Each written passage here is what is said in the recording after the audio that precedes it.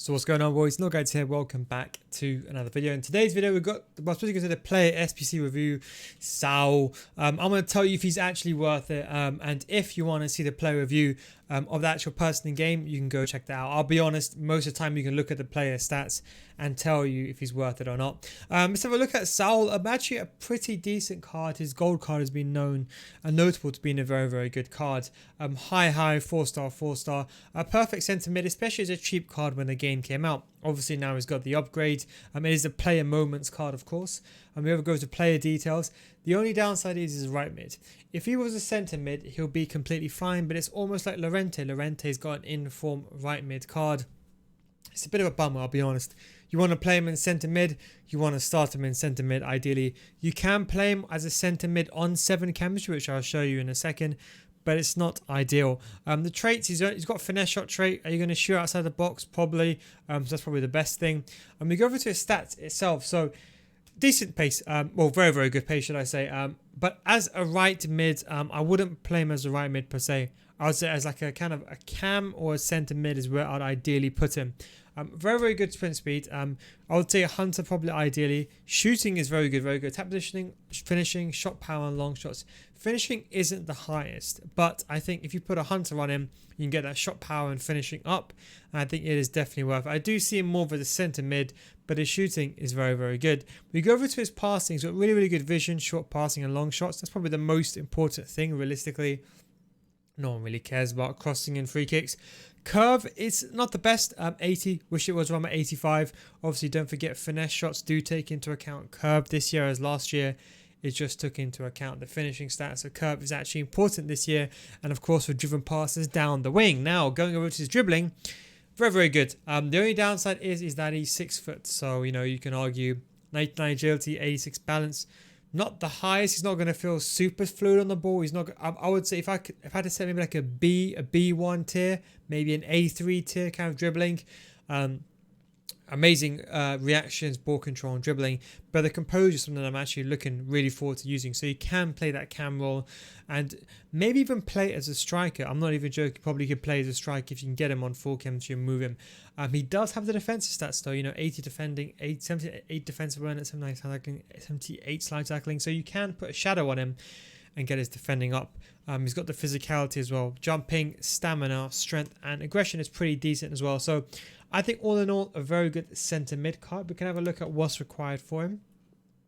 So for the card itself, you need an 85 rated squad and an 86 rated squad. So by all means, not cheap. If I'm not mistaken, that's around about 160k, maybe a bit more. The prices may change. Don't forget, you can check Footbin for that. But it isn't exactly a walk in the park. It's exactly cheap. But if you got La Liga squads, I do think he is worth it. You do, of course, get a rare mixed players pack. And of course, you get the prime mixed players back. So the reward's not the best. But I think for his price, I think, you know what, 60 chem? It's actually not that bad of a card. Obviously, we're coming towards team of the season, so bear that in mind. You can argue, although he's decently priced, team is just around the corner. Maybe he's going to be a La Liga centre mid who is better than him. That is coming out. But let's have a look at Footbin though. Let's have a look at what he looks like in game. So this is the issue. As a striker, I'd probably play a hunter on him if I was playing him in a striker. If I was going to play him in cam though, I'd probably say either an engine or maybe even a finisher, just to get that finishing up as well. So it kind of depends. You can even put a finisher and play him in striker. The thing is, you have to play him as right mid. In right mid, you know, you got players like Messi as well. That is the only downside. So to get him on full cam is going to be a bit of a bummer. I see most players using him as a right mid in a centre mid position. And I think, you know, when you put a shadow on him, I think he's an exceptional centre mid if you put a shadow on him. But that's the way that I kind of see using him. The only thing is we can compare him to some of the other cards. I'm looking mainly at Llorente because I think Llorente is a really, really good card for his price. So Llorente, I'm talking about the right mid Llorente. I'm pretty sure you've seen it. They're quite very, very similar, and I thought I'd bring that because Llorente is 140k, but he's untradeable. I mean, so he's tradable compared to Saul being tradable. So we'll have a look. So in terms of the pace, obviously Saul wins, and shooting Saul is way better. So if you want someone that can shoot better, definitely Saul is the way to go. Passing, it's kind of mixed. They're very, very identical. I'll probably say they're probably drawn in that category. In terms of the agility and balance, now this is where Saul really does excel. if you really like Llorente and you really want to keep him and you don't care too much about team and season players, then maybe get Saul, because Saul will be a very, very good card in centre mid because he's got that agility and balance. I think he's a top tier centre mid for La Liga. Honestly, a really, really good card, considering the price of Llorente. Defensively, he does miss out, but I'll be honest, defensive stats are not that important as everyone makes it out to be as a centre mid. Maybe as a centre back, yes. Still got good interceptions, good stand tackling, good slide tackling. Most importantly, is just his defensive awareness, stand tackling, interceptions. They're still moderately high. With a shadow, you can get them even higher. And don't forget, because Llorente, well, they're basically matched for pace. Maybe you can argue with the shadow, Llorente will be more defensive, but Saul, of course, has it offering going forward with the kind of finishing and agility and balance. So I would say Saul kind of wins in that category. Going over to the physicality, I mean, look, you do have the stamina, which is basically the same. Strength and aggression are very, very similar. Llorente does edge it on that, and the jumping he does lose out to Saul. So I would say in this situation, Saul is better, but don't forget Llorente is tradable, and that is one thing to bear in mind. The big benefit is he is 4-star, high.